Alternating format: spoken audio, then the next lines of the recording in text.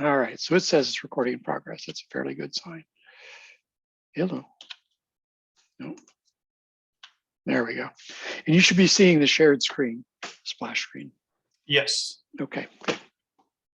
All right. So welcome to the second of the introductory classes for School of St. George, Montgomery, Wetumpka. Brian Price, I'll lead you through this section. We're going to cover a few things this time. We're going to talk about armor and equipment, but in order to do that, I really have to introduce how you might use the fighting first, because usually I like to say that you want to pick your armor and equipment according to what you're going to do with the art, so we can not, double and triple spend on these things. So we'll go over the overviews about how this stuff is used: HEMA, SCA, our own deeds of arms, plus others, and the harnishfecthten and the rebated combat societies. I'll go through those in a little bit more detail than we covered last time, so you get kind of a better feel for what those are all about. Then we'll cover quickly bare bones gear, because we hit some of that in the first video. We'll talk more about starter armor though, where to get it and how you might want to go about choosing it, and then working towards your advanced harness, because usually this is a multi-stage thing. And then finally learning how to make armor. So we'll cover all those things. Feel free, it's designed to be somewhat interactive. There's a discussion section and so on, but feel free to ask questions, interrupt with questions and such, that's all fine. If you have the question, probably other people do too. All right. All right, so the first thing I like to is make an argument here. This is not very clear in the historical European armor martial arts community. There's a feeling that this is all kind of the same. But in years of watching this, I've come to some conclusions about the differences between what I might call the arts militaria, the military martial arts, and the ars civicum, the sort of civilian version of it. It was practiced in towns and cities, and especially not by the knights and men-at-arms. There are relationships, of course, between the two, because they're not only coexistent in time, but they also use the same weapons and the same human body. So you'll see similarities, but there are some fundamental differences as well. Chiefly the role of power and how much oomph you have to put into a strike to make it seem like a good strike. Very different if you're fighting like the fellows with the sword and the buckler over there, where all you have to do is kind of get to the fleshy target and you can cause a wound that's dangerous enough conceivably to pull the person out. People who are reconstructing that kind of combat tend to pull their guards from way back here forward, because time is more important than power. When you see the illustrations, the historical ones of people in armor, they're always well wound up, trying to deliver a lot of power. That does not mean that precision wasn't important, because with armor, precision becomes even more important, because you got to find a vulnerable spot in the armor to strike or hit with a hard enough blow that'll discomfit and let you get that precision on a follow-up strike. So I think there's a difference between fighting and fencing. This is not something, it even kind of bleeds over to the terminology where the verb in Italian and French tends to be combattere, or a Fiore's version, colpire, to injure or strike or disarm. Whereas you won't see the term to defend, défense, which is where fencing comes from, in the military treatises or in romances or in chronicle. You don't see it in there very much. So they were making kind of a distinction, though it's not as clear as we might like classification-wise today. The reason it makes a difference is because how you want to practice the art will depend on what kind of safety gear you need and what your opponents are assuming about the way you're going to fight. So if you're going to go fight in HEMA tournaments where the assumption is for unarmored, we're wearing a mask and some basic pads, then we're going to need to be aware and change how you're delivering blows in the fight and work around it. Whereas if you're going to do any of the 3 or 4 armored formats, then we don't have to worry about that so much. But because we're application agnostic, we'll support any of the 4 that you want to do. We just need to know. So we're going to give an overview about those things. This position on fencing versus fighting would probably be a little bit controversial. I haven't really floated it too far yet, because people all want to think they're fighting. They're going to be offended that fencing is not the same thing. Darn it, and they're using swords too. It's all the same thing. But I don't think it was historically. I think it was related, and a lot of the things cross over, but it's not quite the same. And I see a big, giant difference for how you use power in the fight between the two. So any questions or comments on that? No, sir. All righty. I do have an essay that's mostly finished on that. I want to include the linguistic stuff though. So I'm digging down a little bit into that. And then I've got an iconographic section I want to finish. So I'll release that eventually. I do have a one that you probably saw it in the scholar group, that hits at a little bit of this stuff, but it doesn't make the case in an academic sense. All right, so the point we have here, and the reason I've got that little figure up in the corner is because it's a little early to maybe necessarily choose, but just to give you an idea of where this is going. Because I think it's good to have an idea of what you want to do with the art as you start to dig into the first few lessons. So I'll ask a couple questions first, these top two. Do you have any idea at this point, sort of what you want to get out of it? And then what brought you to the SSG? Yeah, definitely more I think the fighting aspect appeals to me more. Me and too. then what brought me to the SSG is, I mean, I've had a lifelong history of, or a lifelong interest in medieval history.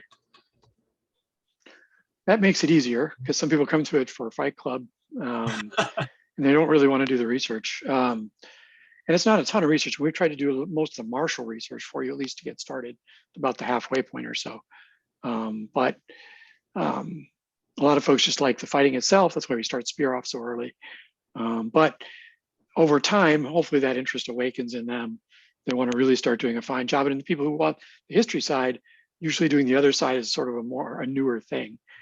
If I can ask, what kind of sports and/or martial background do you have? So I did 6 years of Japanese karate. Okay. In high school and college. Okay.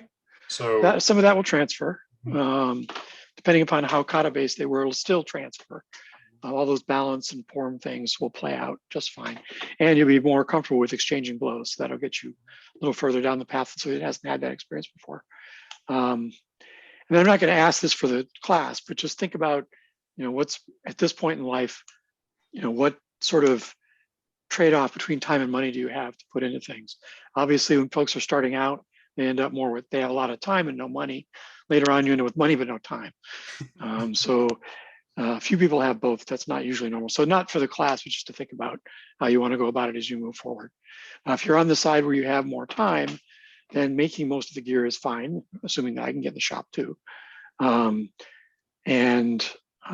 If time is or money is more plentiful, then buying some of the pieces and making other pieces is probably a good strategy, depending upon how it goes. So for Armour Combat, any of those, obviously it requires armor. Most people choose the 14th and 15th centuries for a whole variety of reasons that we'll get into as we start off down here. We occasionally get somebody who wants to do Viking or Roman or something like that. The problem with those, there's a couple things. One, their fighting might not have been the same as in the 14th and 15th century. You've got, for the Vikings, primarily mail over the body, so precision is probably not as important. If you hit any mailed spot with an axe, you're going to do bruising, contusions underneath that mail, possibly breaking of bones, which they would use. You don't have to cut the mail to do damage, obviously. You're a physician, you know this. Just smash people and that should be enough to do the next thing. But once plate comes into it, that suddenly becomes much more difficult. So because people want to go Monday morning without broken fingers and broken bodies, one of the plate eras, 14th, 15th centuries are most common. 16th century, there is armor, and there are fighting treatises from that period, but tournaments were in decline. So you don't see as many people wearing stuff from that era. It's also more complicated gear in a way, like the late 15th century stuff can be. But under the Armour Combat forms, there's really three main kinds. Sort of deeds of arms, which the Company of St. George and the School of St. George specialize in. There's a variant called harnishfecthten that comes out of the historical European martial arts community. And it's basically using full plate, but you're holding the sword sort of middle ways, this way, doing a lot of thrusting and hooking. You'll see that online these days. The only problem I have with that is that their community assumes that that's the only way you use the sword. You don't hold it two hands at the hilt and swing. But as we saw from those previous combatants, clearly they were doing that. So their argument is, well, that's all they show in the fighting treatises, so that's all we're going to do. But I would tend to argue that those fighting treatises are not aimed at the knights anyway. They're aimed at people in the cities and towns. So they're going to be fighting in a much more restricted way. A good part about harnishfecthten style, though, is that it doesn't destroy the armor as much. Because you're not taking a sword in two hands and just laying it in on the helmet and putting a big old crease in it for your $1,500 helmet. So there's probably a dual reason. They won't probably admit that, but that's part of the reason why they probably like that too. And I have no problem. People want to, in their good armor, they only want to do something like that. Okay. But that's where people who are going to do that really end up putting together like a transitional harness they can bash around in, and they work towards a really nice 15th century suit to do those other kind of tournaments. Which, if you're going to do that, that's sort of the top end, the have it all sort of game. There's reenactment kind of fighting where they usually throw to just touches, and that's where all the clothing and the gear is hyper authentic, but it's not. They don't do much with the martial side. This is much more popular in England and in Europe, where they have the castles to get set up in, and they have, these historic trusts and whatnot to help them with the funding and so on. We don't do that much here in the US. We don't have a lot of castles, so that tends not to be. Now, Civil War, Wild West, yeah, they do a lot of reenacting. And just the same way the Civil War reenactors use blanks to recreate the thing, that's about the same kind of fighting that these groups do with the medieval stuff. There's not much of it here. So most of them fall into the first two categories, Company of St. George and the harnishfecthten kind of categories, for the deeds of arms, sort of the high medieval tents around the field. Everybody wears medieval clothing and tries to build that historical sort of stage. Then there's sort of a middle ground for that, the medieval tournaments, the medieval societies. There's a whole bunch of those now. The SCA is the largest one. The SCA has a chapter right over in Millbrook where they meet and they fight Sundays at 2 right after our practice. That's a good place to get helmet time. But they have, as you'll see, they've got specific gear requirements, which if you're going to do that, I would say then make your Schola gear dual purpose. So you can use it for that as well as what we use it for. Not hard to do at all. These are, as I mentioned last time, the whole of society things. So they tend to be a little lighter on authenticity. You'll see it's a very large umbrella because they want inclusiveness, and they get that. But at the expense of having that, hyper authentic stuff going on. But nonetheless, lots of stuff for the whole family to do. I know you have kids and stuff, they might enjoy some of the things for the rest of the family as well. And because we're application agnostic, if that's one of the activities you want to get into, I go over there periodically, I can introduce you around and stuff. And that's not necessarily a bad way to go. And finally, there's the rebated team leagues. These are those sports teams we talked about where they look at it kind of like a modern sport, but they're recreating mostly what went on in the 14th century with the rough and tumble 100 Years' War, fighting on the frontier kind of thing. So these are almost like rugby with swords, where the object is to drive the opponent to the ground. Not a lot of sword work per se, but a lot of throws, a lot of teaming up on people, trying to get them to the ground and stuff. Fun, but for my mind, it's an under 30 sort of game because it's just, their rules are so much lighter and stuff. You can have a lot more injury and whatnot. So we do have some people that do that in the Dallas area, especially. So we'll support their learning and all that. But there's not, as far as I know, there's none really around here. You'll meet some of the people in the September pod. They'll come out and play in the tournament there. So you can, hopefully they'll do one pass for us where it's a demo, sort of fighting the way they like to do it. On tournaments like that, I like to get different groups to show a little bit of their combat so people can get an idea what these things are like. That's the Armour Combat way. Have any questions about that at this point? We'll cover more of that in a minute. How many people usually come to these tournaments in Wetumpka? Well, it'll be the first one we've had in Wetumpka, but we're looking at 30 combatants probably. Oh, nice. And there'll be people all the way from as far away as Anchorage, Alaska, and Hawaii to play in that one. And if Sam comes, Sam should come. We're doing this because he wanted to reset up the Company of St. George. So I'm hoping Sam comes from England as well. He's temporarily posted there on an S2 assignment. So he'll be back in the US here in another couple of years. So hopefully I get to visit him one time before he goes. But he was supposed to come from England, but how life in his Intel shop is, he may not be able to get out. So that's, any others? That was a good question. On an SCA event, you might have the same number of fighters, 30 to 50, or as little as 6. That's true with us too. The rebated team leagues, they're very well organized in terms of getting people there. So you might have 100 people show up at those, but they fight in groups of 14, 6 or 8, and 4 or 3s. They do group on group. So yeah, I've seen the videos. Those are brutal. They are a little less on authenticity than the deeds of arms, a little more than medieval societies. But yeah, they really push it. It's really oriented kind of like an export at this point. And it's fun if folks want to do that. The crazy thing I did when I was younger, I did some jousting. I would never, once the kids came along, I decided that was the end of that. Just because it is more difficult, but I still think it's worthwhile if you have the time and money for it.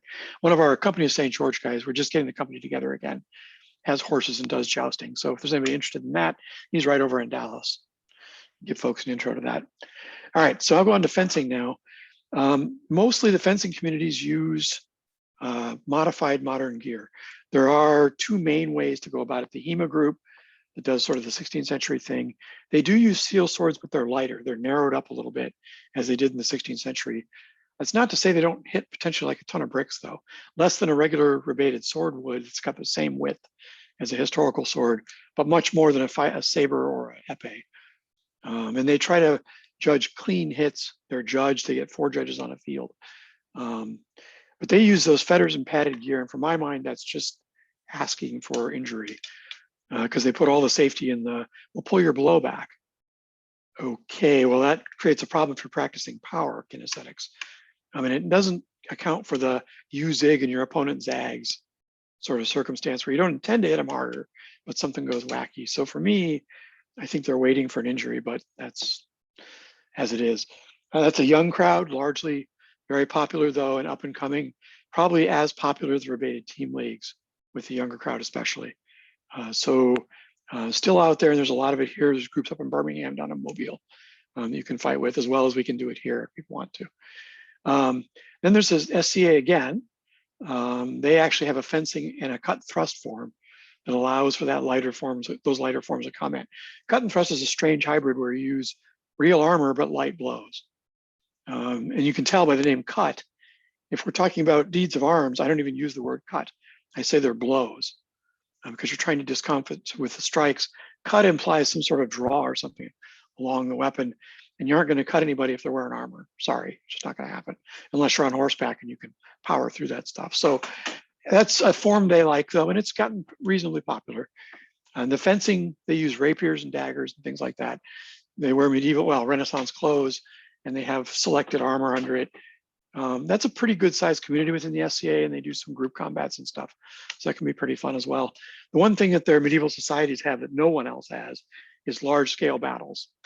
With the armored combatants, you can have at Penzic 1,000 people on a side. At the one down in New Orleans, you can have 200 or 300 people on a side. Good numbers, and you don't get that feel of a battle anywhere else. So they've got something there that nobody else has got. Their rapier side, they have smaller battles, but you might have 100 people on a side, so non-trivial. And you can use our spearheads now.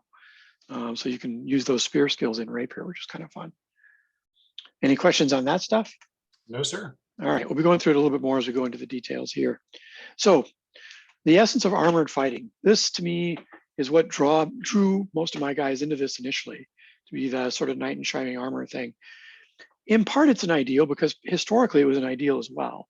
It also was tempered by, the raw reality, combat on the field. But the two things existed in kind of a spectrum, sort of that romance ideal all the way across to the nitty gritty. I'm not born a knight and I'm just going to go out there and bash people kind of approach. Those existed in the same place in the same time, just like exist today amongst people who are fighting in armor. Some think that the romances and the ideals are worthwhile. Some think that was all 19th century romance. And I assure you it was not all 19th century. The romance of, or the experiences of Ulrich von Liechtenstein and a bunch of these other knights, King Rene, suggest that that was not the case.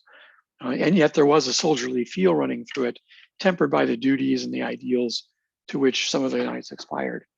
So a lot of this is trying to evoke what was going on there. When we're fighting in armor, we're trying to get at the whole spectrum of chivalric virtue, including prowess, but also the other elements, humility, fidelity, courtesy, the whole bit. And so the armor evokes a lot of that. And on the field, you sort of build an identity based on your renown that you earn.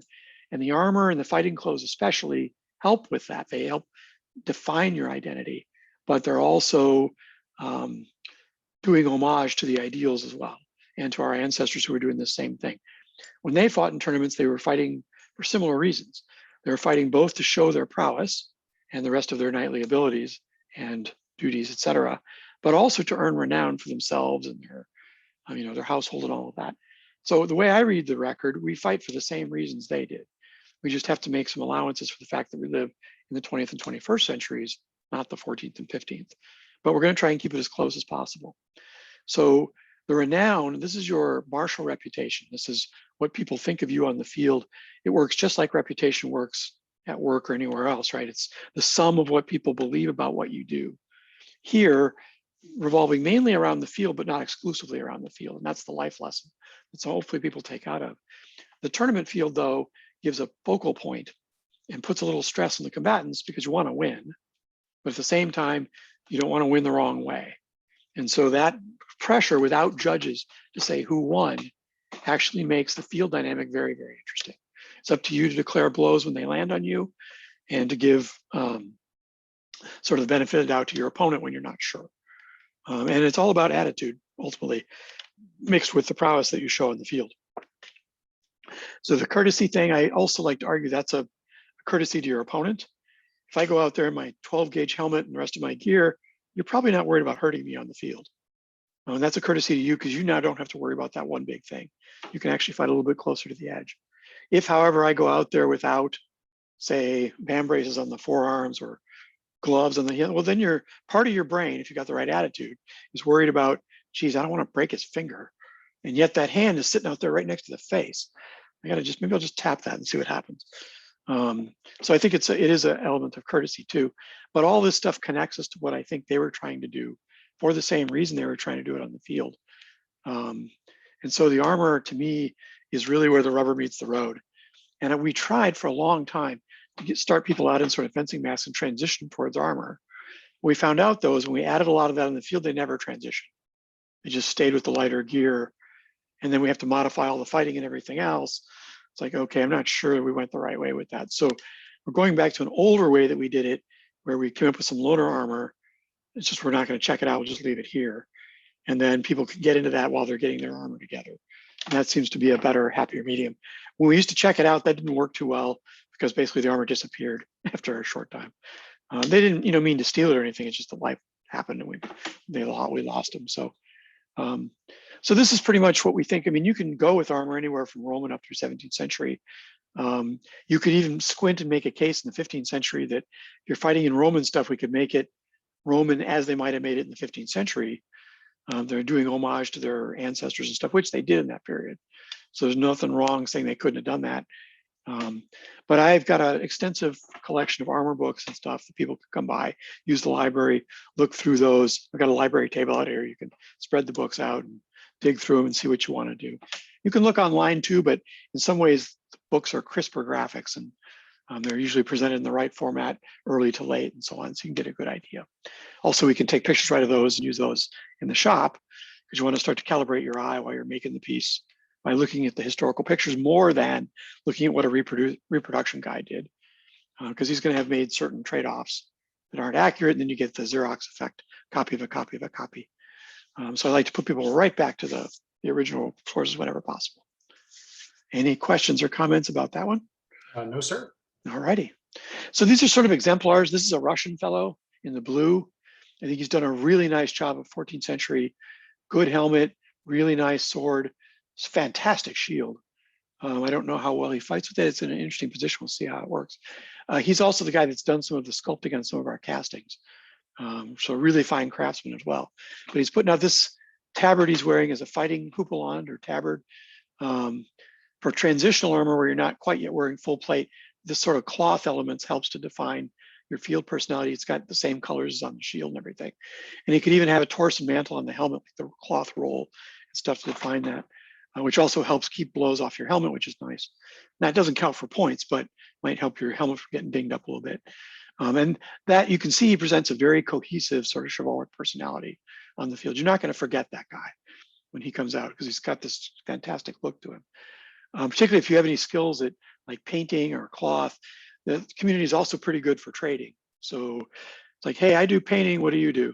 Oh, I do mail. Okay, well, let's trade up on this stuff. It's another good way to develop skills.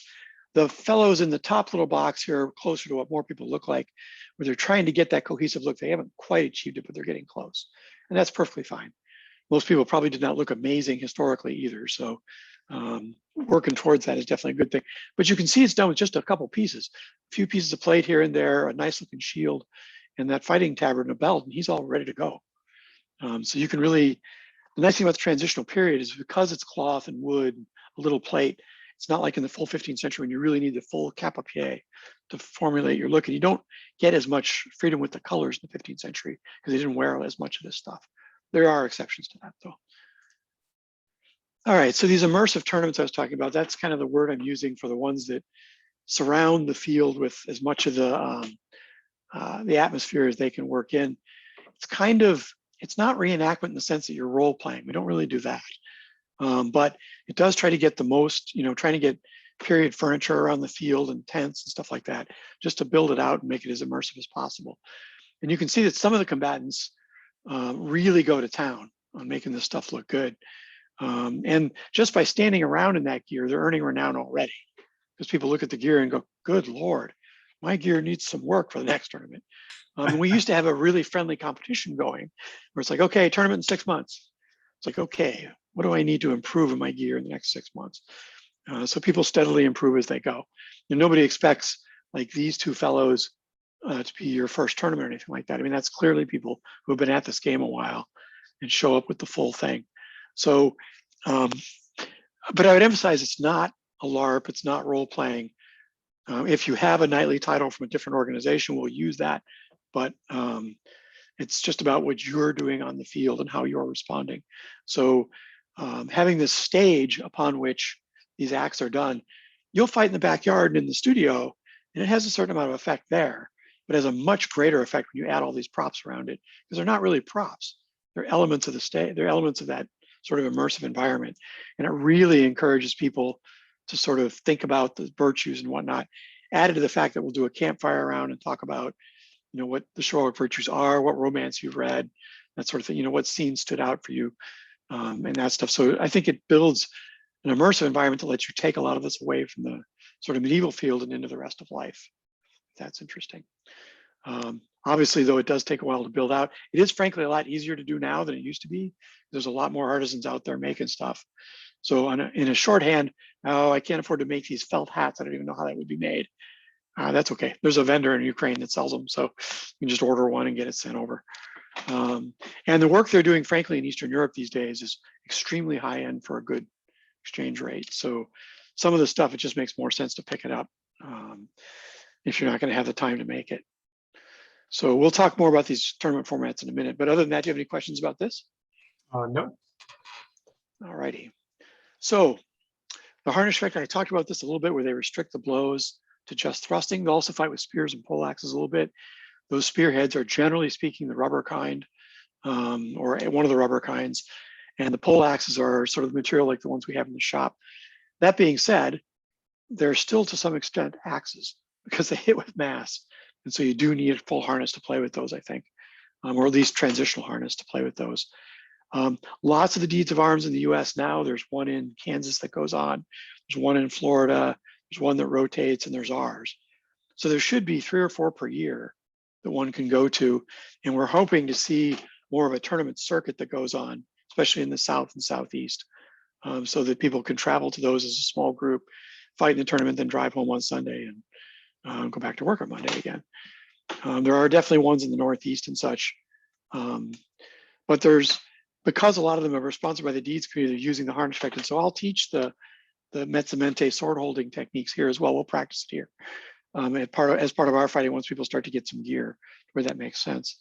And then we'll work out, who's going, somebody's driving, 3 people are flying, that sort of thing. Somebody can, haul the gear out there and then get picked up at the airport and go. So this tent kind of thing tends to be cooperative and fun for folks that are doing it.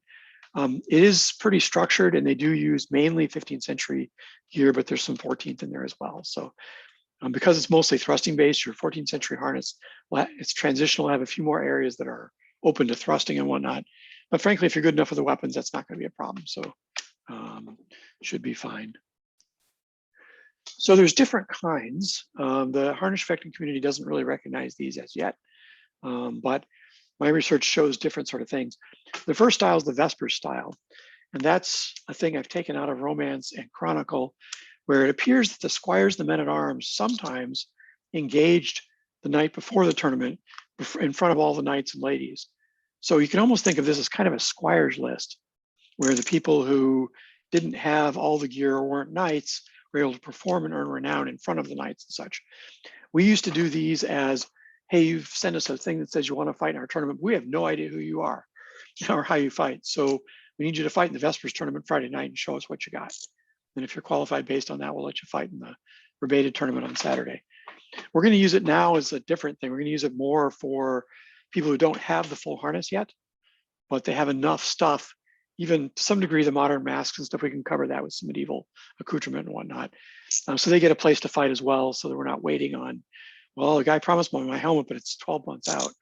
Yeah, okay, well, you can't sit around for 12 months. So this will let people who don't and can't borrow the gear get into enough gear to fight in a real tournament.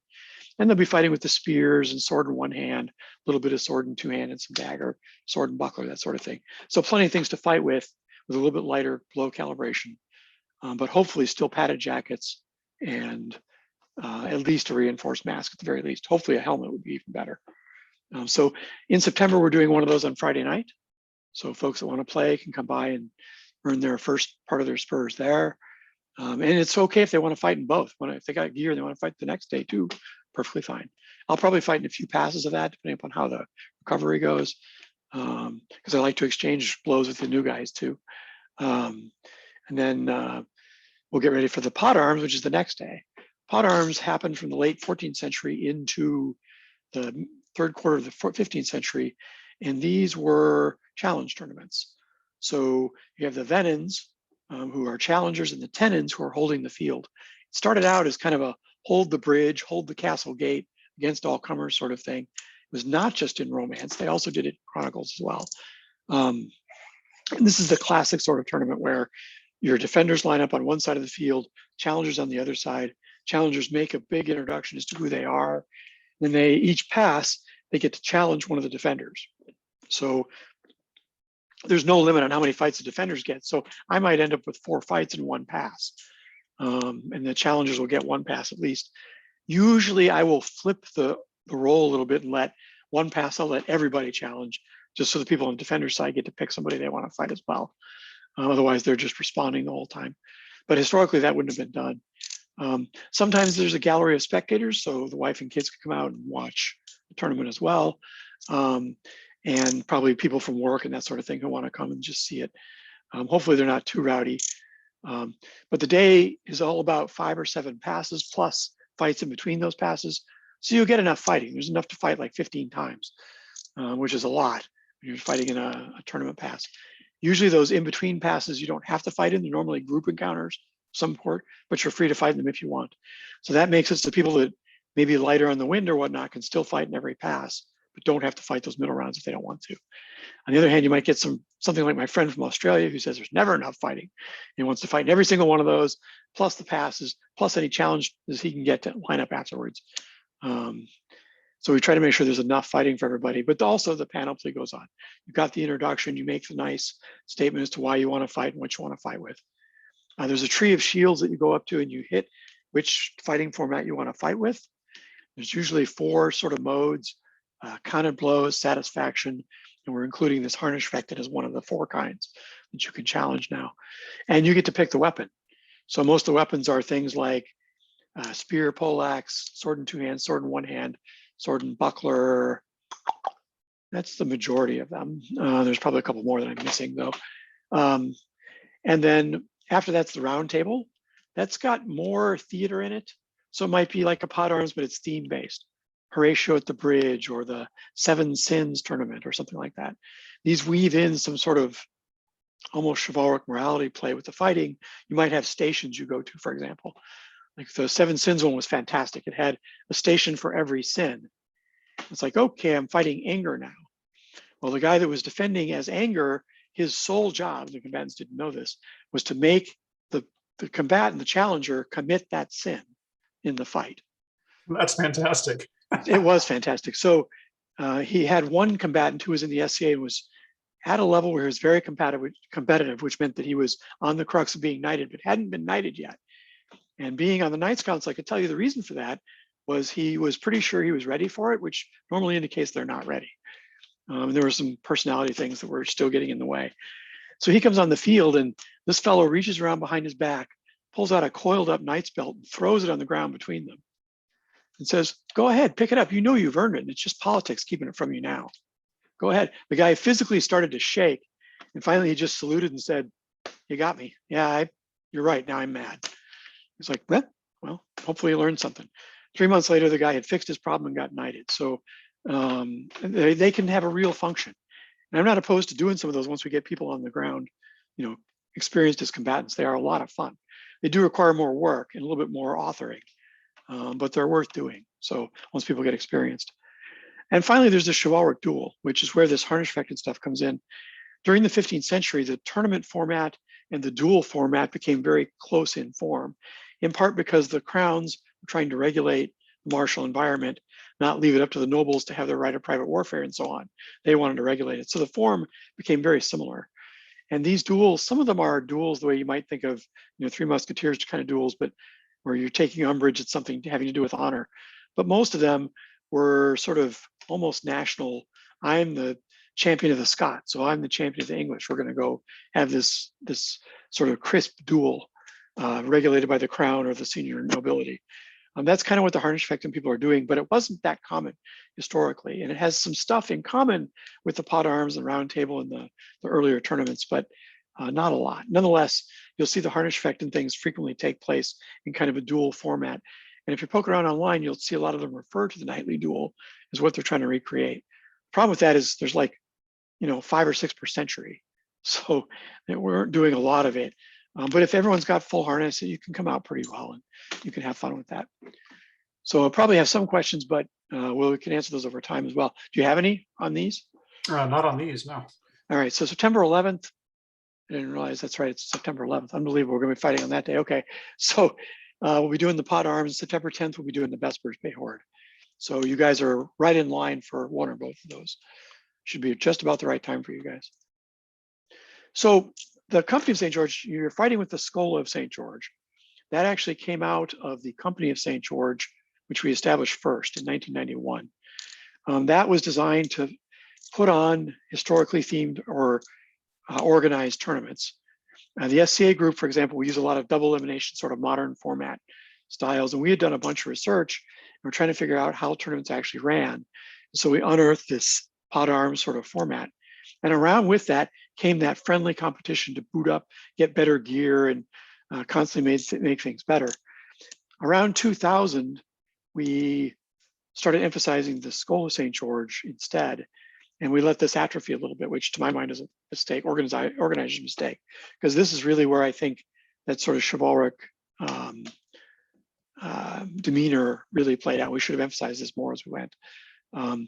But it's restricted to probably, it's based on loosely a blend of sort of the Order of the Garter, the Order of St. George, a bunch of these historical orders that existed, but also the sort of German tournament companies where these tournament societies rather would gear up together, go sponsor and participate in tournaments. It's kind of a blend of those two things historically. So it's a group of sort of knightly oriented combatants. You can think of them not quite like the Masons, but it is a chivalric fraternity. Where you don't have to be a knight, but you have to get the gear, adhere to the things. And then we have sort of full companions who have already earned renown on the field. And it can be in any of those milieux, right? You can be in the Rebated tournament societies or the SC. I don't care where you get the renown from. It can be in just our thing if you want, but you've earned the renown. People know who you are. You're a renowned combatant. And you've got all the gear as well. While you're building up to that, people who like the idea of the Company of St. George can pledge to be an errant. So you've fought in a few tournaments, you've got some gear together, but you're looking for help to get the rest of the gear and earn that renown. So then we set up a mentoring relationship with somebody in the company, and they hopefully get you over the line, building out your equipment and your experience on the field. And then there's the men-at-arms who have not done either of those things. They haven't fought in 4 or 5 tournaments and they don't have the gear yet, but they still like the ideas and want to come along. So they can mentor as well until they get to errant status and then errant to companion status. So if you're interested in that, I'll send you the charter and the announcement. That's going to be reestablished at the September event. So we're building out the regalia now, and that tournament will help to reestablish the company, which was a hugely influential thing in the 90s. We started out as the first one, and there were then like 14 or 15 of them across the US, several of which were using our charter. And they all tried to do this tournament sponsor thing. So for 10 years, these tournaments went nuts. People had a great time.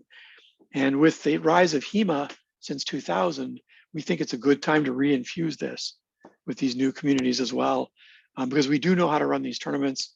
And I've seen some fundamental mistakes they're making in theirs. So I think we can actually build this out and have a great time while we're doing it. Plus, for those of us that are older, we get to fight in full harness more, which is nice.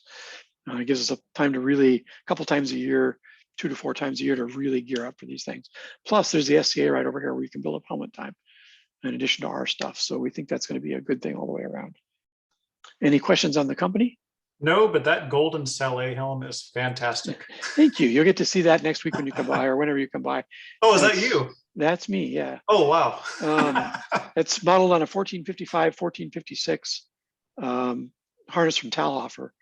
And they did a pretty good job. There's a few things I need to fix, but I've been mentoring this shop in Ukraine, and they got pretty close. The armor there, I think his hammer work is superb. Might be better than mine at this point, but he's got some calibrating the eye things are not perfect, but it's close. And I'll tell you, I paid under 6K for that whole harness. So now I got a deal because I wrote the armoring book, but nonetheless, it's still quite a fine harness. I hope to fight in a couple passes in September. We'll see if I can get the Soleil or the bever fixed up and so on. And there's a couple other things too. The greaves don't fit right and stuff I got to fix, but 3 major modifications. If I can get those done in time, then I'll be out there a little bit. I got that made because we're doing a book on the poleaxe. And so I wanted the 2 of us to be in the right gear for that harness. Also, I just kind of like armor, so I have a bunch of it. So thanks. That's a fun harness. Depending on what your head size is, and I suspect it's not huge, we can have you try it on and stuff. Sounds Did any good. of the helmets fit you on Sunday? I tried on 3 of them. They were Okay. all pretty tight, so I ended up wearing a one of the HEMA helmets. The red ones, yeah. Just to fit over my glasses. Yeah, I suspect another... on one of them, if I opened up the visor, I could probably fit the helmet on and then put my glasses on. Okay. Yeah, a lot of guys who are going to wear glasses, sports glasses are a good investment for that, like racket ball glasses, something like that. It is a pain. People have to wear contacts or something, and the contact can pop out, obviously. Yeah. Do all kinds of weird things. So sports glasses are good, but it does mean usually you need your helmet pulled out a little in that field, so you're not getting pressure at the temple. The last thing I want is pressure through the helmet to that little fin spot there or to the crown. But we'll do what we need to do to make the thing. And yes, you asked earlier about making stuff. Certainly I have pieces in the shop. We can make bassinets here, no problem at all.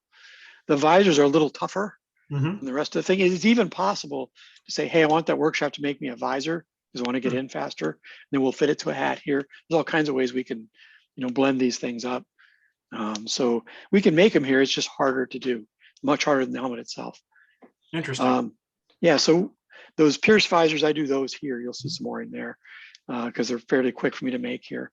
And I do pig noses and round noses too. It's just a function of what you're after. So the medieval societies, the next major thing here. I went down most of this stuff already. The local group, I think it's just the SCA here. I don't think any of the other ones are represented here as yet. This is the Kingdom of Meridies. So it's Alabama, Georgia, Florida, Tennessee, and Kentucky, or West Virginia, I'm sorry. And they have a lot of structure and stuff. They have politically been wrestling with the whole Trump era and post-Trump era political correctness thing, which is unfortunate. They lost a lot of members recently. But when they get together and do the fighting, that mostly goes away and they're back into doing the thing. Each kingdom has a king and queen that get that position by winning a crown tournament. And then they have peers that are recognized for their excellence in the arts, service, or prowess. So the knights for the fighting, the laurels for arts, and the pelicans for service. And there's a bunch of lesser awards as well they give out. So they meet over in Millbrook, like I said, on Sundays. They also have a Tuesday night, or I think it's Tuesday night, sort of business meeting they meet at somewhere in Prattville. So it's, it's a good group of people. So a friend of mine once said it's the greatest geek rehabilitator on the planet. There's some truth to that. I'm not sure how much rehabilitation actually happens. Being a geek myself, I'm not sure they ever fixed me, but I participated in that since 1981, so I know it very, very well. And there's a lot of good things in it. They actually understand sort of the chivalric side and the arts side in a way that HEMA and those guys really don't get it. Their combat also uses the sort of self-calibration on blows, the same way we do it in the Schola for the same reasons. So there's a cultural tie there as well. We tend not to get a ton of SCA combatants in what we do because frankly, one or the other tends to suck all your free time out. And so you don't necessarily have time to do both, although you're perfectly free to do that if you want to. Most of the senior people in the Schola have some background in this in some way or other. The Orlando group, he's a Duke in the SCA. I'm an Earl. I've won the Crown tournament once, he's won twice. Brian Johnson was just short of getting knighted. He had the military move around problem. Every 4 years or 3 years, he gets rotated, and so they don't know him well enough. And our operations guy, Sam Fishburne, is in the same boat. So we're very friendly towards that. And just as a side note, we're probably one of the most military friendly groups as well, because most of us have some experience in that. So we tend to be understanding about those sort of things, and we share values with them. So that's a possibility for people who want to do that. As I mentioned before, really good for the whole family kind of thing. There's stuff for them to do. There's not as much in the company in St. George, except for if the ladies want to get together and do the feast or something. In September, we're not actually going to do a feast like that because we only have a few ladies involved and non-combatants involved right now, and I don't want to put a bunch of stress on them. They have to come up with a giant feast. So what I'm honestly probably going to do is try to get a barbecue truck or something to come by at that point. We'll just get our food and come in and do the chivalric discussion. Because it's a little much to do a pig or some venison or something like. Well, venison might not be too bad around here, but or pig for that matter. But we'll do that for one next year once we get a bigger core going here. We're on usually very good terms with these groups locally, very friendly back and forth. So there's room for crossover. So the SCA fighting, there's a little different. They use rattan, which is like a solid bamboo. I say it's like a behord, which is where they use the clubs medievally or sticks.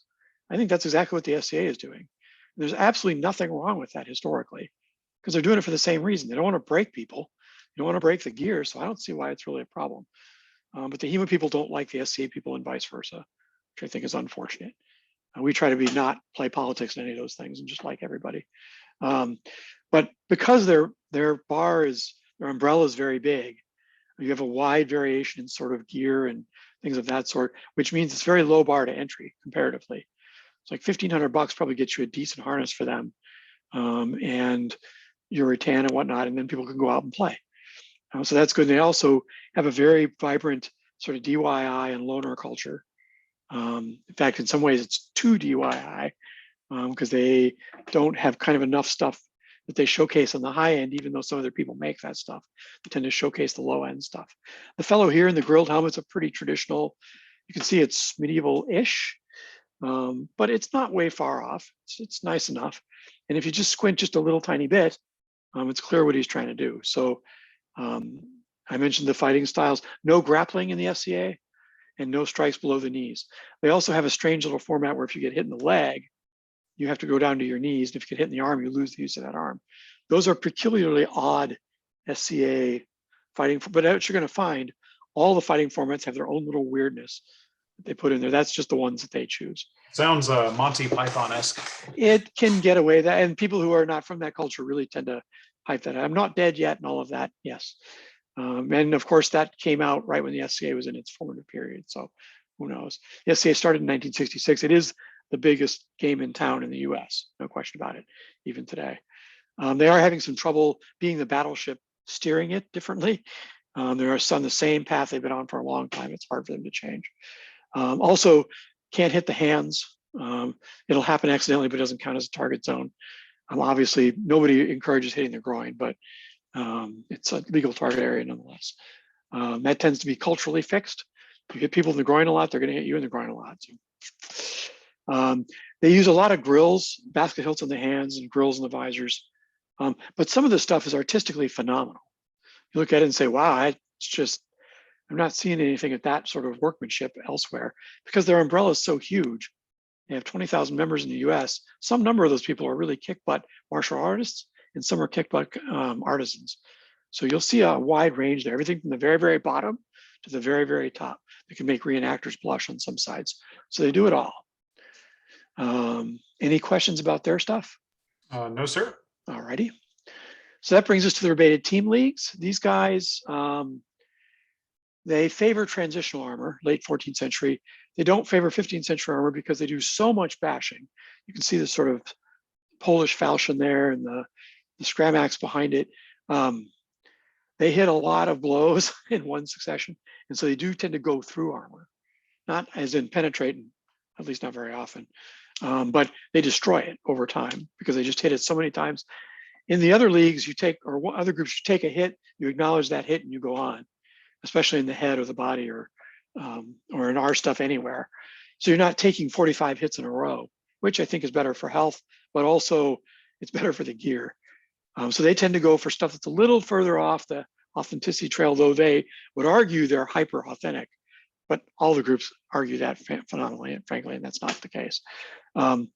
There's no thrusting, weirdly enough, since they like to recreate the rough and tumble medieval fighting. They're the ones that do real fighting. Okay, but where's the thrusting? Because the sword is pointed for. So these groups that are rough and tumble don't use the point at all. And oops, let's see. And these groups they allow thrusting, but not striking hard. So it's kind of funky. That's why I sort of roll my eyes a little bit when they say we're the one true way of doing medieval fighting. We're the real fighters. Like, okay. Now these guys, I will say, are more brutal than anybody except the jousters. And the jousters don't intend to be brutal. It's just, 700 pounds of horse plus you plus, it can be pretty rough. But these guys, it does look a lot like the rebated sort of combat of the 30 fighting I mentioned earlier. It has a definite place, the point of the spectrum. Absolutely. We get some fighters who are like, I just want to go over and fight in Europe on one of these teams one time. Okay, nothing wrong with that. It's a cool experience. I definitely recommend it. The Orlando group has been a couple times, and they do their single combats as well. So for this, though, your armor needs to be a little bit butcher, even than I think it was historically, to be safe. So heavy helmets, they like to use heat-treated helmets. I don't actually like that because you can't necessarily say that heat-treated helmet's not going to shatter under the right kind of striking. If you're fighting in a mild steel helmet without heat treating, it might dent, but in taking that dent, it's going to take a lot of the zoom out of the blow as well. And I think it's just safer personally. So I tend to err away from heat treating helmets if I can. But most of the ones you're going to get in Eastern Europe these days are heat treated. It's not to say they're bad. I just like to keep one eye on it and inspect it for cracks periodically and stuff. That's definitely the place to get helmets at a cheaper price these days.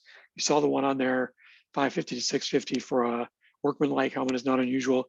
Here, that's closer to $900 to $1,000, just because the labor rate's higher and all costs are higher here a little bit. But you maintain a more of a bird's eye on the work craftsmanship that's going in and what actually happens. I actually have a heat treating kiln here, which, cross my fingers, this electrician gets it hooked up. I need 50 amps. I don't have 50 amps to the shop yet. So he's putting that in this week, hopefully, which means we can do other pieces other than helmets that are heat treatable.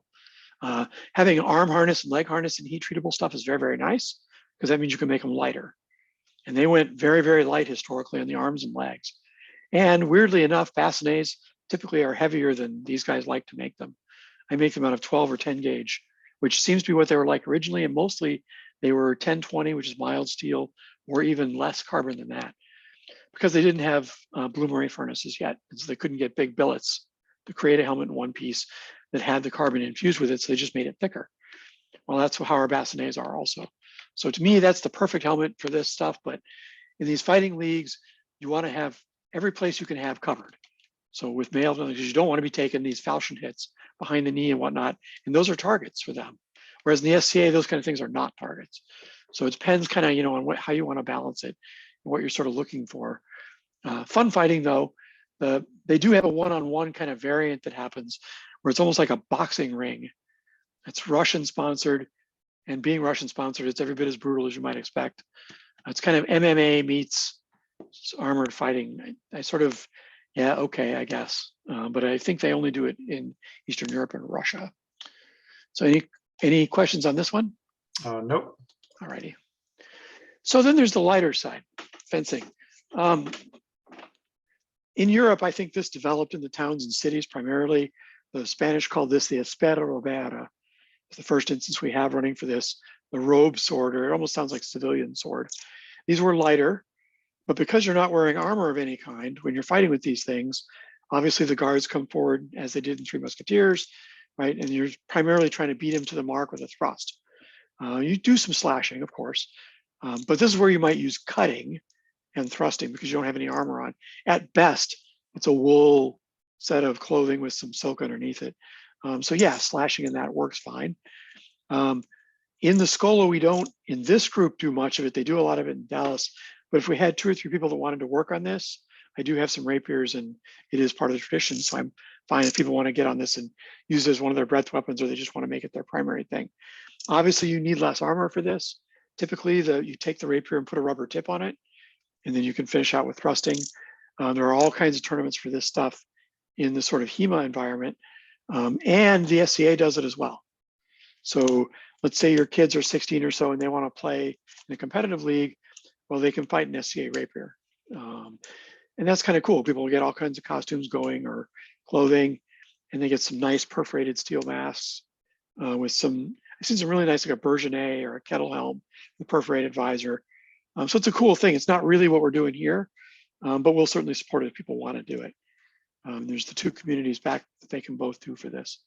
It's much cheaper to get involved. A helmet for that's probably $600, and the rapier is probably $200, plus your jacket and stuff. So not hard to do.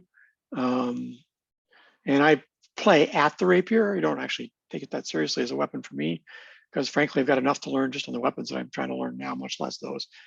And when I tend to fight rapier, I tend to do a lot like Fury with sword in one hand. Come aside, smash the rapier out of the way, and then come back and hit him on the other side, which they don't like that much, but it is the kind of fighting that I'm used to. So we do like to have our people be able to go to whatever tournament and fit in. So the ideal for us is asking, okay, so what are the rules today? They tell you the rules. It's like, all right, I can stick within those rules, and then go stick with them, because if this tournament circuit's going to work out to the rules are not standardized. They're whatever the tournament sponsor wants them to be. And so we can have a marketplace of ideas for how these things can run, and the more popular ones will bubble to the top.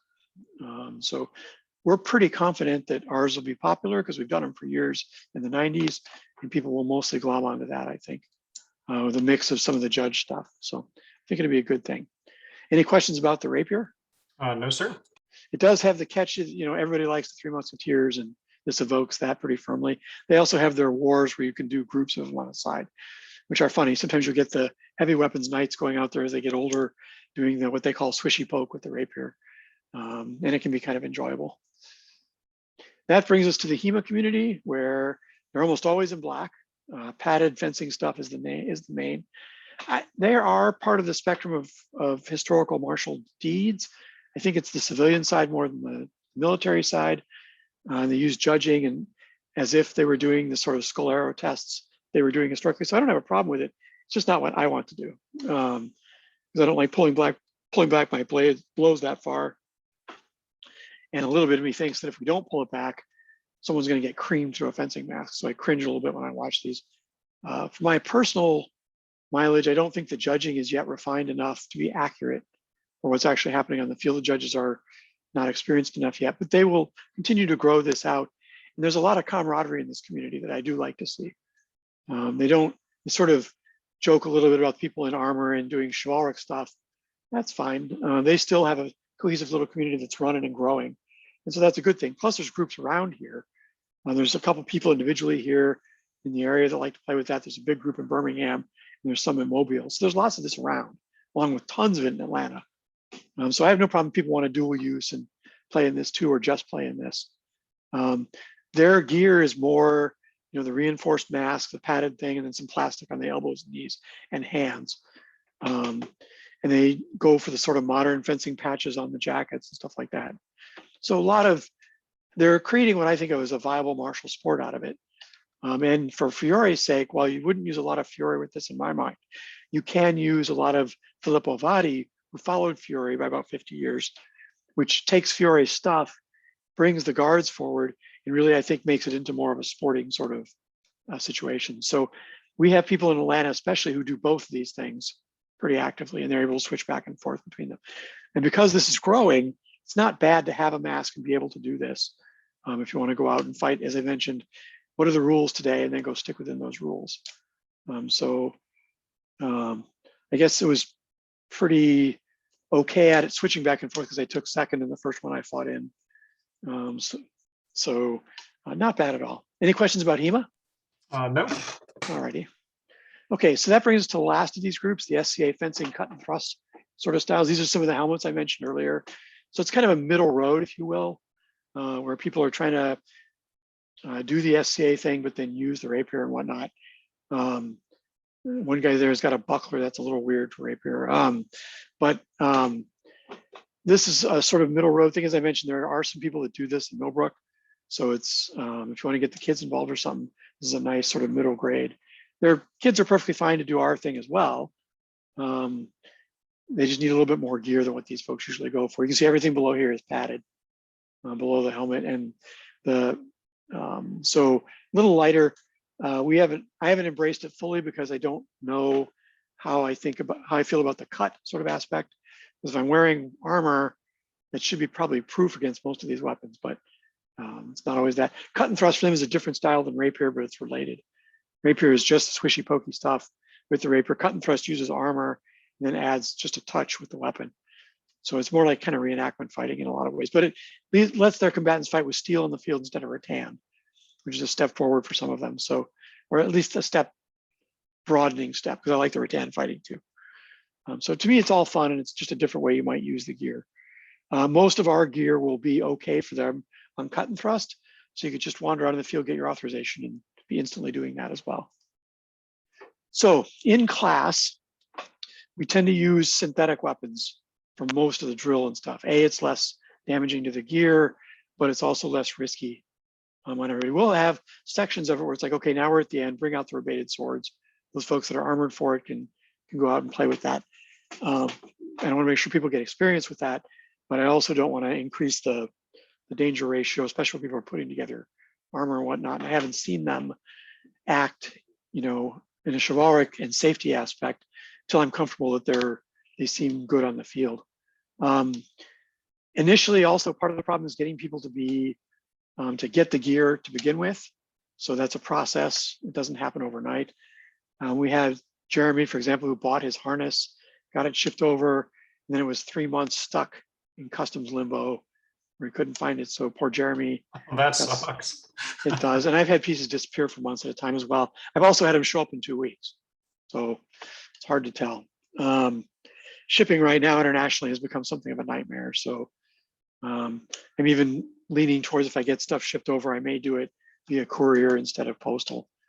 It's more expensive, but I know it's going to get here. So, and get here in time. So the basic things you need, we talked about in the last class a little bit: groin, gambeson, arming coat, mask, hand protection, shoes, synthetic sword, and probably a spear. Of those things, hand protection and helmet are the trickiest. Gambeson's one of the most important. But the spear you can get here, swords you can get here off Amazon, mask or helmets you can get online easily enough for the mask anyway. Groin stuff you should just buy. Gambeson, I'd probably add shoes to that. I think it's on the next line down. Either wrestling shoes or medieval shoes are even better. And then you go for elbow, throat, arm, body, and etc. That's usually the order, but what a lot of folks do is they tend to get some padded stuff for some easy stuff right off the bat, and they start adding their harness to it bit by bit as they can. I think that's a pretty sane way to do it. For those who are not, scraping the bottom of the barrel money-wise, getting the sort of reinforced padded helmets, you can do, single-handed stuff and spear and whatnot in that if you want to, and then building out your helmet over the next months strikes me as a good strategy. With the hands, similar. You could get some gloves, or we could do the armor sort of lace together style here quickly, and then work towards making a really nice pair. I do have a lot of pair of those nice ones upstairs, so we'll do a party. I'll probably trade labor for assembly on those, and we'll make some gauntlets here. I just happen to have extra ones of those, 45 pair or so. So we might be able to do that. Yeah, Any questions? I'm game for that. That sounds fun. I think it will be fun, yeah. And it's also fun because I won't have to do all the buffing and stuff on all of them. So we've been over this slide last time. I'll just refer people to the previous one for that. So just in general, there's still more here. I'm going to go into the periods of armor and so on after this. What things are bubbling around your mind for questions on all the stuff we've passed through so far? I don't have a whole lot. Okay. I think between the last session and the class period yesterday, I'm just kind of trying to take it all in. Yeah, I understand it's kind of a fire hose initially. So with 4 of these plus the class material. All right, so synthetic swords. I break swords down into 2 different kinds of synthetics: the soft, which are like the revival ones or the red dragon ones. These are absolutely fantastic for beginner gear and whatnot, because if you're wearing a gambeson and some semi-padded gloves, you're not going to get severely hurt using these. They are soft, so they do flex a little bit more. Some people think they flex too much, but I think they're fantastic for not destroying your expensive gear. And they let us fight in those red helmets or the fencing masks or whatever.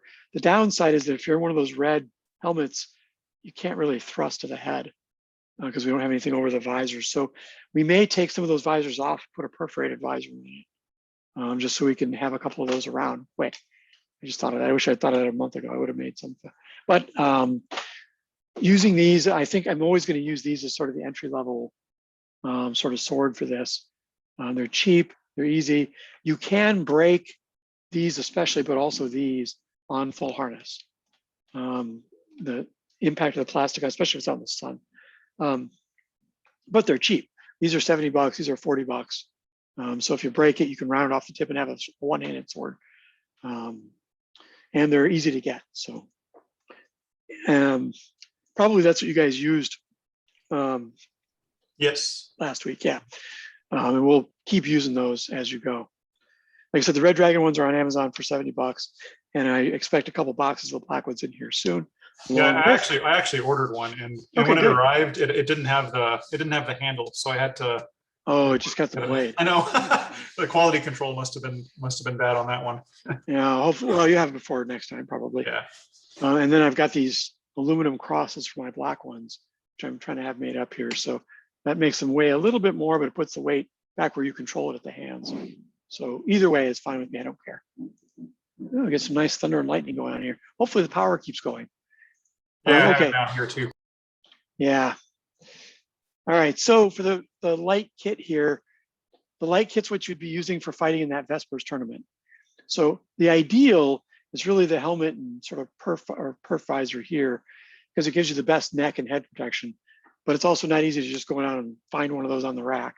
Although I am posting them to the Facebook page, so you're seeing some of them come by. Your head's in the same range as mine is. Yours is like a 22 1/4, probably something like that. Which means that most of the ones you see online are going to be a little bit too big, but not all of them. I mean, some of them will come by eventually in that range. This piece up here is something that the HEMA people have decided they need a more rigid mask.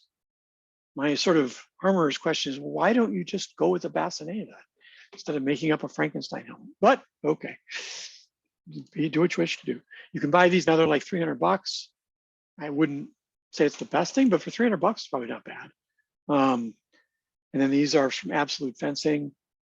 It's very common to see people wearing the reinforced mask, something padded, and then the gambeson. That's pretty normal for this light sort of engagement thing. You see down here in the picture, they're using the Absolute Fencing masks and they're working through the plays and such. That pretty much just keeps things off your face, throat, and temples. Easy places to injure, obviously, but you do get a lot of visibility out of it, a lot of air holes and breathing. So they're good for sort of working out early in the plays and whatnot, just not as great for competition. If you're competing with like the black or the soft synthetics, then this is okay. I don't think you're going to take much. You'll get bruising, but not much more than that. So you could still in a gauntlet like this break a finger or something, of course, it's possible, but less likely with those swords. What I don't like is this kind of gear with these hard synthetic swords, which are also common out there. And as a study group leader and head of this group, I will say we're not going to do that here because I don't think it's fully safe. You might as well be using a wooden sword. And while that's good for form, and it's fantastic in armor, because you're not damaging the armor as much, but you've got the protection, but they don't give much. And so wearing just a gambeson and padded gloves, people are going to break bones. And that might be okay for 22-year-olds, but I don't really want to see it here if we can avoid it. So I will usually restrict this practice and say, nope, if you're fighting with this, you got to have full gauntlets, something over the sternum and the kidneys and your face and neck. And then I don't want you throwing at the limbs with anything we're looking at real force. So I'd rather people just use these for in armor. They're very popular. Like, yeah, they don't flick and they're not light. Well, yeah, they're actually a little heavier than actual swords. They're basically rebated swords made out of synthetics, which are okay for use in armor, like I said, but I just think it's too much. If you're just working through plays slowly, you're not getting competitive about trying to beat each other punch, they're good for that too. But you can use steel swords for that also, just fine. So these have a place, they'll last pretty much forever. I don't think I've ever seen a broken one. They cost a little more, but you're gonna want harness to use them. I will pick up a couple more. I have one here. I'll pick up a couple more when more people get armored up to be fighting with to let them fight with a little bit stiffer blade in harness as well. So if you want to go this way and you're buying weapons, I usually advise that people buy 2 of whatever it is they're going to get so that they can present it to anyone they're fighting with. Well, I've got 2 of these, let's fight matched. That actually makes a nicer thing, not only for tournament use, but it's just handy when you want to practice and you don't have the whole Skola loaner stuff at hand. Which brings us to the one thing everybody wants, the rebated steel swords. There's a whole bunch of different sources for these now. The rebated steel groups in Eastern Europe make some. Lots of people like the Reganes. I like those too, actually. They're quite nice as rebated weapons go. And then Purple Heart Armories are a little heavier, but still nice. These are swords that you can use to some degree in HEMA, but you can also use them with either for form work and slow play here, or you can use them in armor. So pretty durable. You want to get ones where you can have a rolled tip. I should have put a rolled tip on there and some rubber or leather on the end. And they flex some, which means that when you're in the thrust, you're not going to put all that force through to the opponent. So decent weapons, or you'll eventually want one or more of these. HEMA people tend to buy a lot of swords and don't buy armor. Deeds of Arms people tend to buy more armor and have less in the sword pile. Some of us crazy people like to do both. So I do have a better collection of armor than I do swords. So even I lean that way, but I have quite a few swords in here as well. You guys are always free to pick up and try the rebated ones that I have to see how you like it before you invest the $300 to $500 in sort of your own. This is a Purple Heart one. We just got these. I just got one. It's all right. I think I like the Regneries better for their feel. One thing that I would advise though, that none of these makers are really doing yet, if you fight with gauntlets instead of padded gloves or HEMA, you probably want these to either be a kind of leather that you're going to replace periodically because gauntlets are going to chew them up, or better, get a wire wrap on the grip. That way the gauntlets won't tear it apart. I'm trying to convince a couple of manufacturers to make wire grips as a standard feature that you can add on to. I can do them in the shop, but they take some time and are a pain. But I've got to go back and refit all mine. So I might just find an artisan that wants to do it and say, here, I'll send you my 4 swords, put wire wrap on all this, now I'll spend my time doing something else. But I advise that if it's possible at all to get that done, because you'll have a lot better durability in the hilt area here. You can also make the stuff. The shop is fully equipped. I don't think there's anything I have except for a kick butt MIG welder. I have a MIG welder, but it's not awesome. But I do gas welding. So if anyone knows how to MIG weld already, perfectly fine to use it and bring that up to speed. Most of this is hammers, and cleanup stuff, but I do have a kiln also. So we can do all the way up to the highest grade stuff in the workshop. It does take time. We talked about this before. As you get sort of comfortable in the shop, I'm perfectly okay with you coming by on other nights and working in the shop, even though just let someone know you're there. Go in the workshop, work on stuff, close it up when you leave, perfectly fine.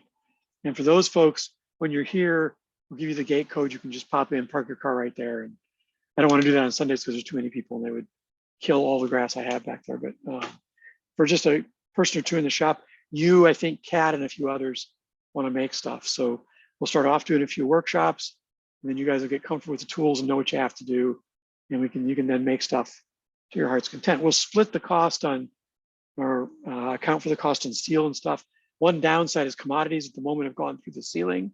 So wood, steel, and everything else are way more expensive than they were before. So there is a place here, Southern Steel, located right not far from the harbor, where we can get some used steel and stuff. Yeah, it's lots of lightning. We probably will lose power. Yeah. So I'll pick up my pace a little bit here, just in case. But you can get steel there anywhere from 12 to 18 gauge, depending on what we're working on. I don't know what the selection's like. I haven't been in there myself, but the guys that just did my wrought iron gate suggested that we go there for stuff. So seems like a good tip. I don't have a pickup truck either, so we'll have to find somebody that's got a truck and we can go pick up some steel. So I'm sure somebody in the Skola will have one. They tend to have little bubble cars though in the Skola. And my wife has a bubble car as well. So my little convertible can't hold anything. So nor can my little sedan. So we'll get that done with. That's not a big deal. Worst case, we can rent a panel van, bring some stuff over, get some. Yeah, I mean, a U-Haul is not expensive. No, and at panel truck, I can rent right here as well. We can go get some welding gas and steel and pull up. So we'll do that probably as a trip for everybody. So the armoring thing is a little bit like silversmithing and blacksmithing combined. You have to think a little bit like a silversmith in terms of how to form the material, and then blacksmithing on the heat treating and also the engineering for how these joints work and stuff. But honestly, the best source to go to for the joints is looking at real pieces, right? Try to calibrate your eye for what the real pieces look like. That way, when you make decisions, both technical and artistic decisions, you're making it in tune with what they were doing. So I usually have my students look at not only armor, but also painting, sculpture, et cetera, to sort of calibrate the eye towards the kind of art that was being produced in this period, because the armorers were attached to the craft and art communities. And so they were working in those same sort of sensibilities in the 14th and 15th centuries. And because a lot of this comes out of Northern Italy, where the Renaissance was already happening during this period, you get a lot of humanism woven into the designs, as opposed to north of the Alps, where there's a lot of sort of mechanical, almost insectoid looking, like the Soleil that you looked at and stuff. It's a style on its own. And there's a lesser Flemish / English style that's been identified fairly recently. But calibrating the eye is actually the hard part. Explaining to people how the engineering works is a lot easier than getting them to make the right decisions and see the curves when they go in. I call that calibrating the eye, as opposed to teaching the hammer, getting the metal to actually go where you want it to go. That's not simple, but it's not impossible either. And so I've got a lot of this in the Armoring Techniques book, which I have some copies of here, and there's a couple shop copies in there to thumb while you're out there. So that's just the basic stuff really, but it gets people started. Much faster if I'm in the shop helping you though. So I do have a series of sort of armor proteges that are coming along slowly that are remote. So they're going to come out for some weekends as well. I'll let you know when those are and do little parties and building stuff out. So you have questions on the armor making? You might. No, just tell me when and where. Sure, it should be fun. So to get through the 14th century, this fellow, this is Ed Wells below, and he's got sort of an intermediate grade sort of starter kit. The big thing, number one, as I mentioned before, helmet, gauntlets, and something on the body. Clothing, I'll talk about in a minute. But you can see on transitional armor, you don't see a lot of this stuff. So you can get away with a lot of hedging in the 14th century just by getting a good helmet and gauntlets. Initially, legs are sort of a tier 2 thing to get, but they can be put together fairly decently, or you can buy those when you're trying to work on the other pieces. There's a list of the costs and stuff, what they usually run. If you buy the stuff, obviously in all of these things, you can go higher, but that's kind of a median sort of range for what you can expect on these things. When I say splinted leg harness, that's all the way down to the foot. Different ways of doing this stuff here. The cloth bits that I list as optional down here, the upilon covers the body, the torso mantle can cover part of the helmet. I think I've got some pictures of that on the next slide. Your buckler or shield, if you want to fight with that stuff, then your dagger, spear, and your rebated swords. But this is sort of the gear almost in the order that I recommend. In fact, I think I did put out an order. So I usually say get shoes early on so you can get used to it. But then your helmet, coat of plates. I guess for some reason I've got gauntlets at the end here, probably because they usually take longer to commission. And if we didn't do a party, it would be a while to get them. So we'll probably move that up as far as we're concerned here, because I have fewer gauntlets to loan out. So, but I do have some pairs. So if we have less than 8 people, we should be okay for loaners and stuff. Oh, wow. So this is the look that people are going for, a little bit like that blue and white fellow we saw earlier. This would be, an SCA person would be amazed that you've got such a nice harness. It's sort of intermediate or entry level for what we're doing with the deeds of arms, but it's nice enough. And it evokes the full image and so on.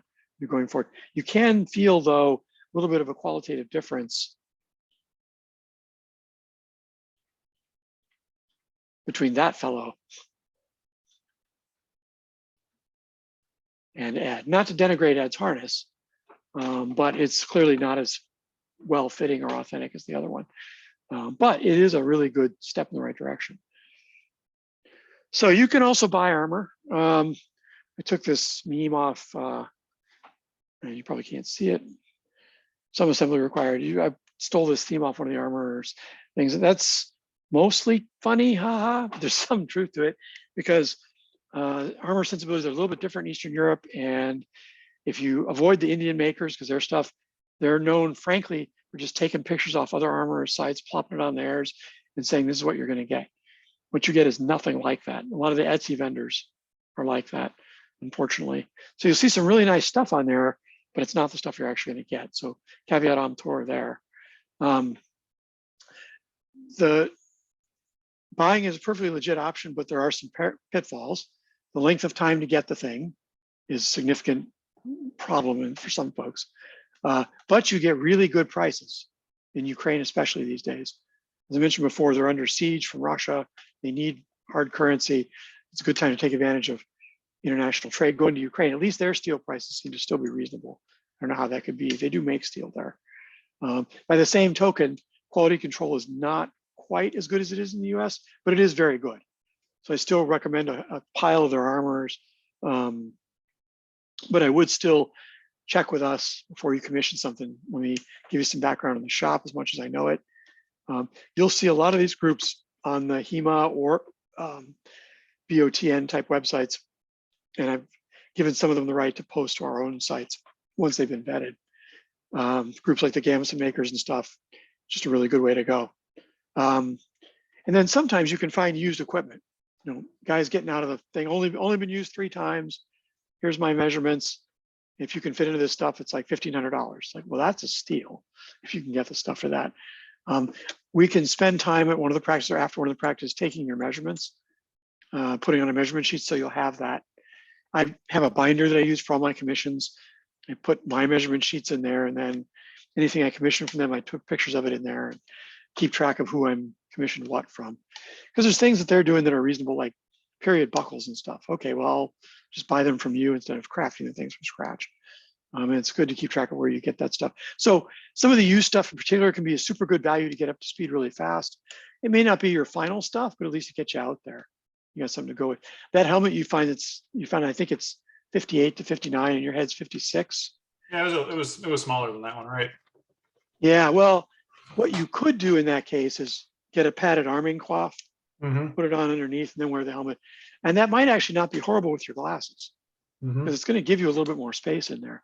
So if you wanted to start off with something like that, is okay, here's my first whack at it. I do want to make one, but here's the whack I'm going to take to get out in the field. That might work. I had forgotten that you had glasses. And in that case, that might actually work. Yeah, I just like the look of I guess the like clap German visor. Yeah, Yeah, I've got a clap visor visors, for my helmet too. I like that look too. Those are cool. They are. You won't get as good a breathability out of that visor, but like when we fight Armour accounts, well, that's a closed visor, baby. I can take a full hit in the visor. It's like, yep, nice hit, but I'm still here. And then it's kind of fun to work with that stuff. Plus, they just look cool. So I agree with you totally on that one. So then something we don't cover too much in class, but the fighting clothes and the shoes, these are details that really can tie all your stuff together. You can see that gambeson there is the one that my son had. He was out 2 weeks ago. He'll be out from Dallas here in another week and a half or so. I had that made from quilted for him. These fighting houppelons I designed with a skull of St. George. They sort of are what these guys are wearing with the blue and white, and what I've got in the black and white on there. They tie a 14th century harness together. You can see in the black and white, my black and white kit. I've also got a red and white, a red and black torsion mantle on the helmet. Just finishes things off generally. And then the details of the shoes and the gambesons. The shoes are more than just decorative though, because they allow you to make the turns that you might have gone over in class a lot easier than modern tennis shoes to build up the heel. And you can, if for some of these, I should have put the rope picture on here. There's another period way of putting twine and rope on these that you stitch in there somehow so that you get a period sort of traction. That would make your turns a little harder, but if you're wandering around among the pine boughs and leaves, it might be nice not to slip as much. This is my wife, Emily. She's appreciating the Hi, Emily. How are you? Yeah, this is the sewn bits. If you guys have sewing skills, I actually have patterns for most of this stuff. At least, how to get started patterns. Same thing on the coat of plates, where it's plates in the back of a fabric binding. You can easily sew the fabric binding there, and then we can put the plates on it here.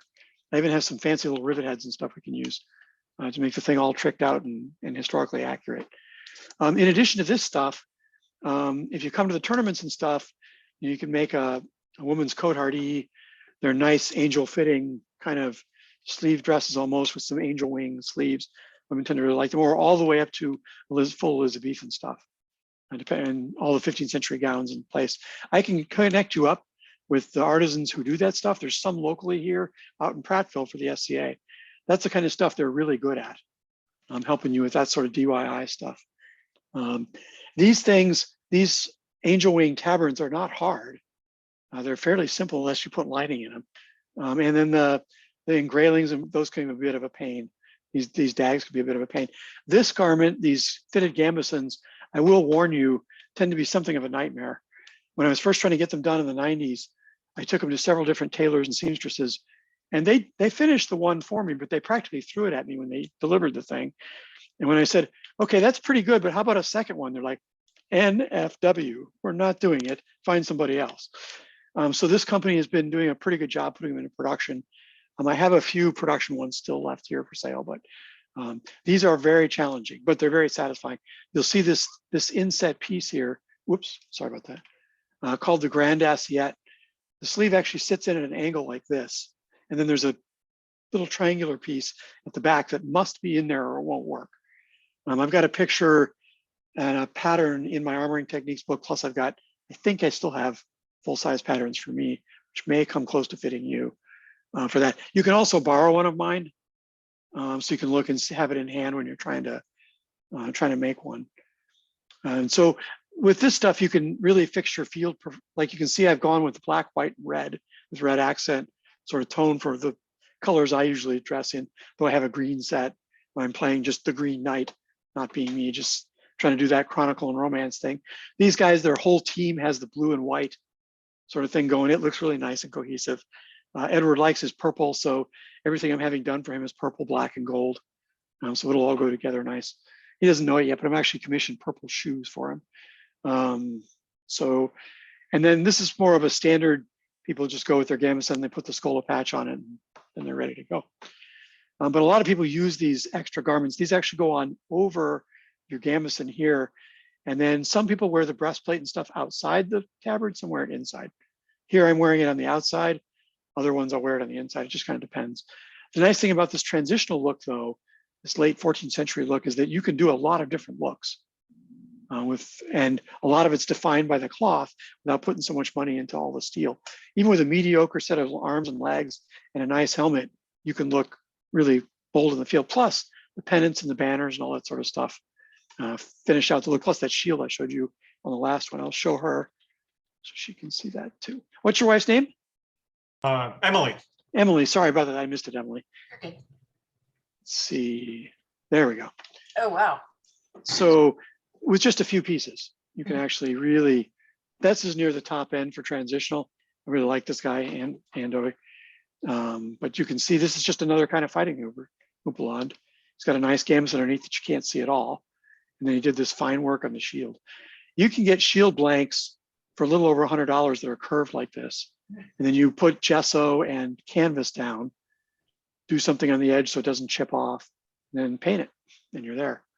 The gesso will chip. There was a historical material called gesso duro. We don't know what the heck it was that they were using on these. I very loosely interpreted gesso duro, squinting a lot, to be fiberglass. I know that's what it wasn't, but I've had good luck taking a fiberglass chop gun, going down to the auto parts or the auto place, saying, here, just coat this for me in fiberglass, and then painting it up. And I'll post these slides so you can get to them. There we go. No. All right. So that'll bring us to the more of some 14th century sort of inspiration stuff. Same thing, fighting houppelande, and all the rest of the gear is simply gear. But you can see we're just the knight and his squire and his shield, and this cool little, I've got a makeup device for that to make those. And you look very cohesive, very chivalric. And you're going to attract a lot of attention, which means you're going to get a lot of fights, which is cool. He's actually outfitted his whole household. You can see a third guy over here. wearing the gear too. And I have the pattern for these sergeant's tabards and then these knight's tabards. We did both of those for our St. George stuff. So we have both. And then this visor is something that I've created. I created that back in 2003. And then later I found this picture in the Bellafortis treatise where it looks almost exactly like what I made, and possibly for the same reason. It's a pierced visor. So this is an interchange, and I can put any visor. I can put a pig nose on there, put my round nose on there, or I can put a grill on there for the SCA, or I can put this one on there. And that's why I would argue that bassinets are the way to go to get started, because you can have a lot of different looks. And I've got the hinges cast to do interchangeable hinges on them without all the extremely delicate forge work of making 4 hinges that happen to match exactly. You can do it, but it's tough. This way we just use a cast hinge, pop it on when you're ready to go. And these are some of the gauntlets I've done for the 14th century. These are what's termed Visby gauntlets. Very pretty, a little labor intensive.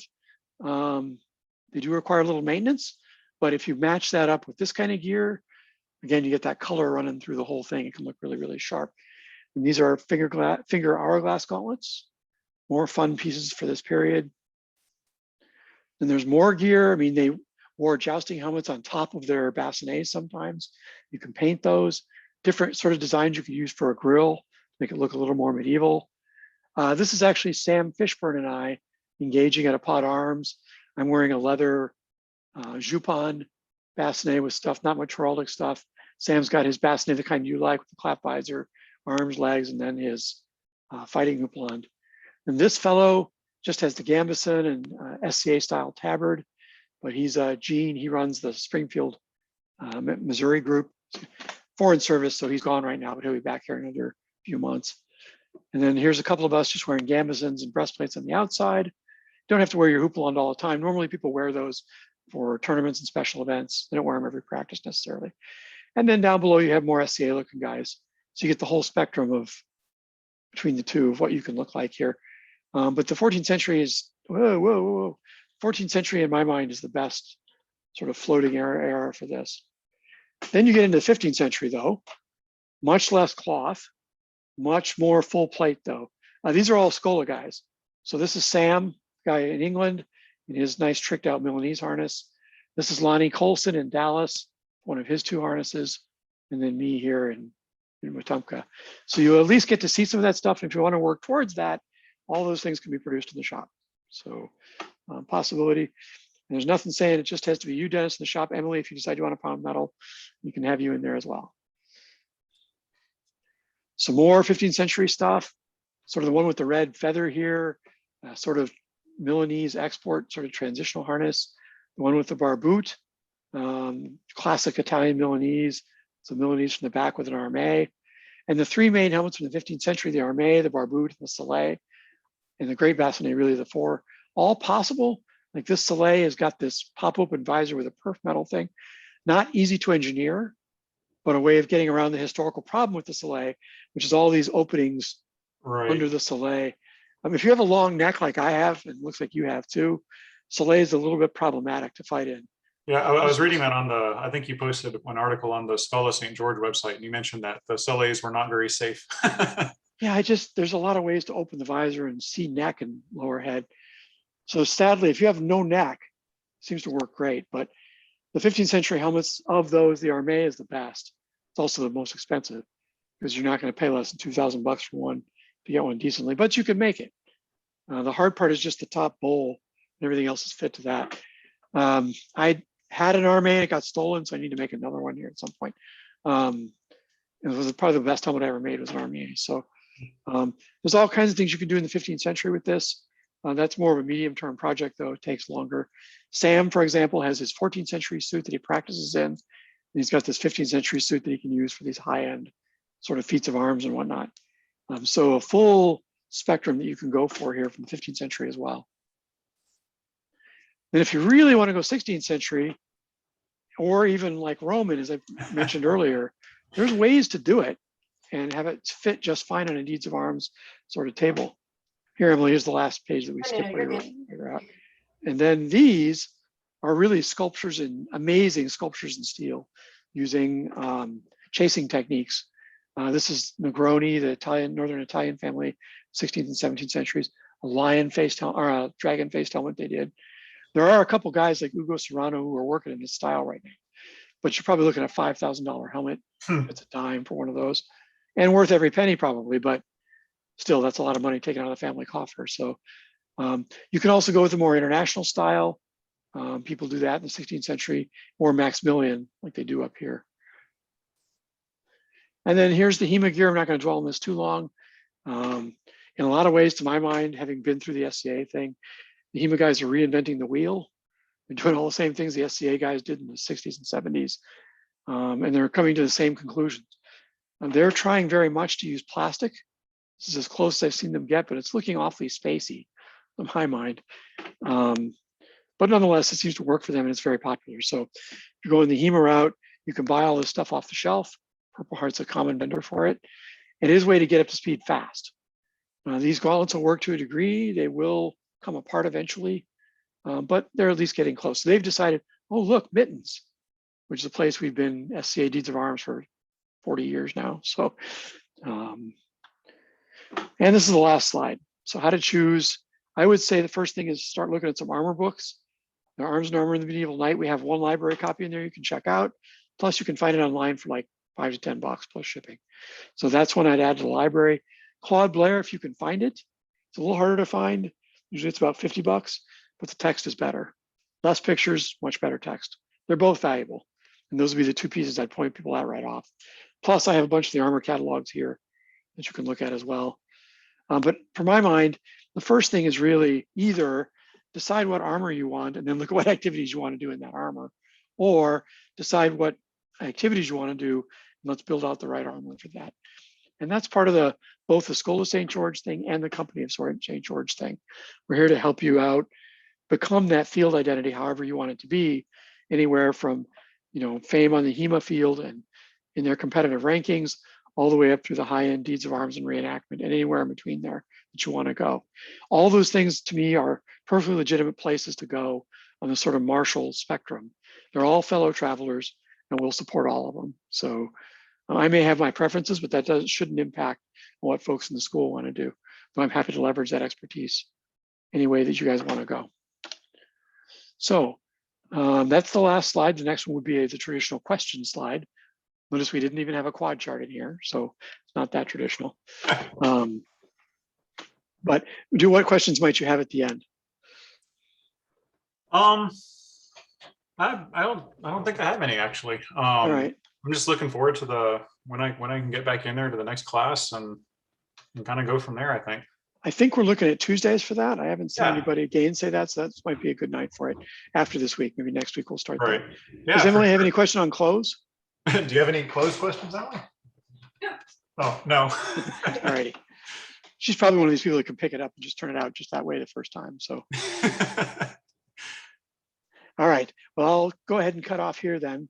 Have a good night. I'll probably schedule the next one for next week, Wednesday or Monday. Maybe Monday would be better because Wednesday tends to be a church night.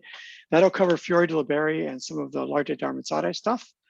And then the last one we'll do can float a little bit because that'll be the context, 14th to 15th century context that I'll go over for that. So that's how I think we'll run the last two of these. And the point of these is to not chew up a ton of class time with these sort of presentations, so we can keep going on the swords. But you're perfectly willing on class nights to come by and poke through the library and look at the armor and stuff like that. And Emily, you're free to come by anytime, of course, as well.